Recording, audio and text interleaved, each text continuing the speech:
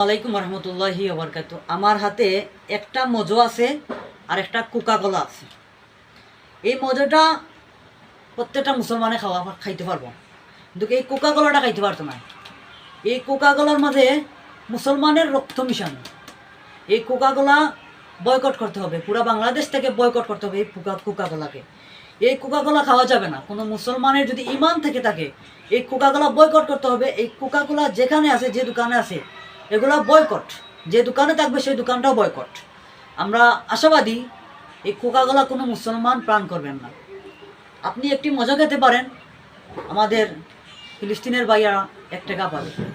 এটা হচ্ছে একটা ইসরায়েলি প্রোডাক্ট, যেগুলা আমাদের মুসলমানের রক্তে এগুলো মিশানো, আমাদের মুসলমানের রক্ত এগুলোর মধ্যে মিশানো। এই কোকাকোলাকে বয়কট করা হলো। পুরো বাংলাদেশ থেকে বয়কট করতে চাই এই কোকাকোলা। আর এই মজাটা আমরা সবসময় খেতে চাই। তো ভাই ভালো থাকেন, সুস্থ থাকেন। আসসালামু আলাইকুম। আমি এখন আইছি আমাদের করিমবাজার বাবলুবার দোকানও। দেখবো ওইখানে কোকাকোলা আছে কিনা, তাই বেছে কিনা কোকাকোলা।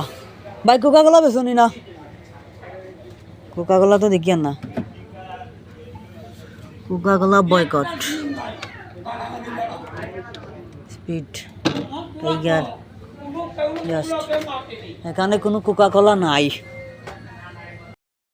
আমরা আরেকজনের দোকান, এখানে কি কোকাকোলা আছে? কোকাকোলা বলতেই তো নাই। এই যে কোকাকোলা,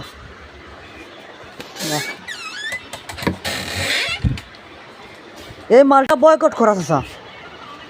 এই মালটা বয়কট করে, মালটা তোমার বেচা ঠিক নাই। এই মালটা তুমি পরবর্তী সময় আনবাই না। ওগুলো পুরো বাংলাদেশে বয়কট করেছে। তুমি দেখো তো সোশ্যাল মিডিয়া ঢুকিয়া পুরাটা জিনিসের বয়কট। এই যে কোকাকোলা।